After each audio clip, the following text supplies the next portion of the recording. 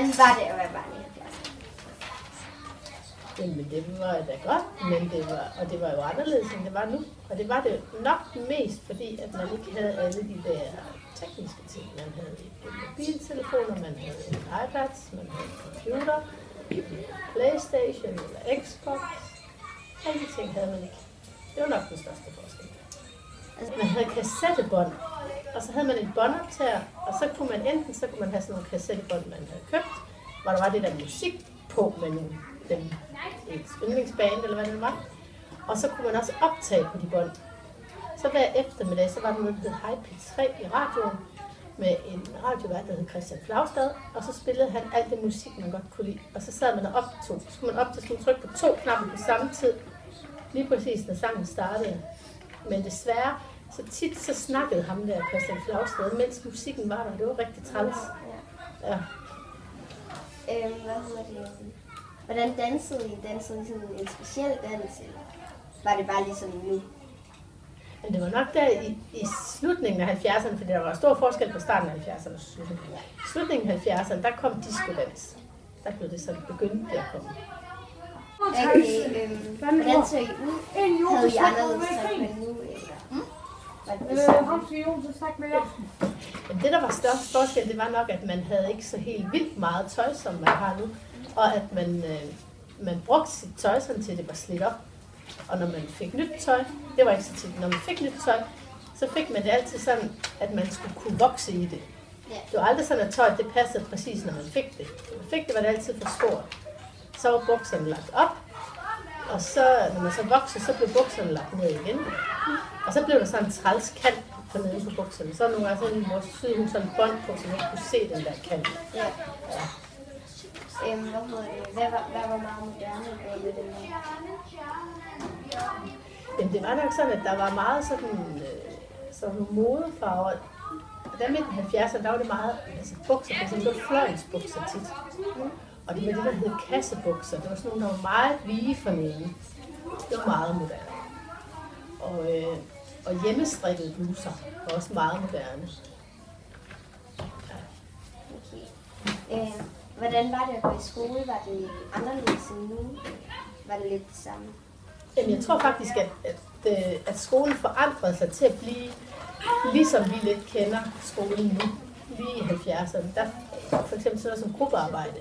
Det var sådan lidt nyt, at man gjorde det, at man havde det. For ellers så havde det meget været læreren, der underviste børn, og så arbejdede de. Så gruppearbejde, det var helt nyt.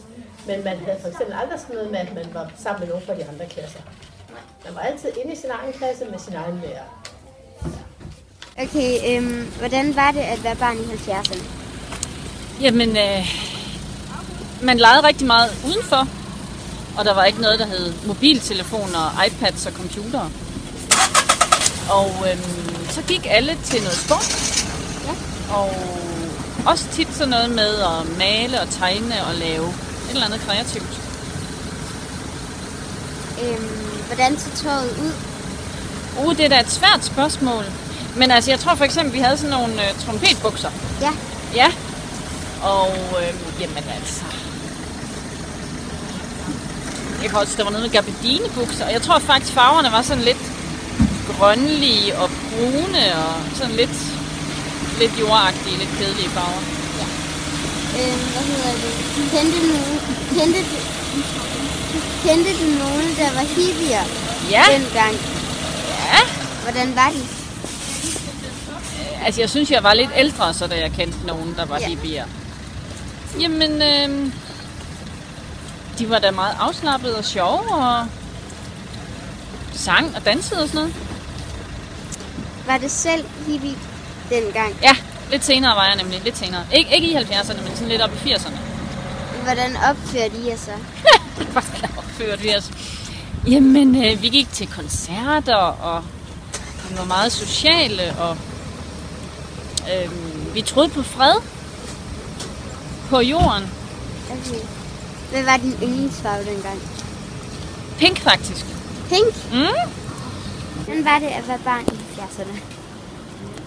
Jamen, det var sådan set meget godt. Altså, det tror jeg, det der med at være barn, det afhænger også lidt af, at man kommer fra et godt hjem, ikke også? Med nogle forældre, der har nogle gode værdier. Men det var mere sådan, at der blev stillet krav til en dengang, og man fik at vide, at hvis man ikke passede sin skole, jamen, så kunne man måske ikke få en god uddannelse, og så kom man ikke til at tjene penge. Og dengang, der havde...